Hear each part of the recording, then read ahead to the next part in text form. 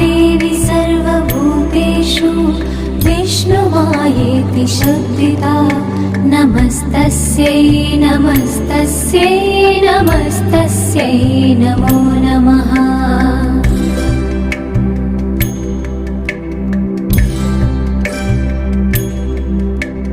या देवी सर्वभूतेषु चेतनेत्यभिधीयते नमस्तस्यै नमस्तस्यै नमस्तस्यै नमो नमः।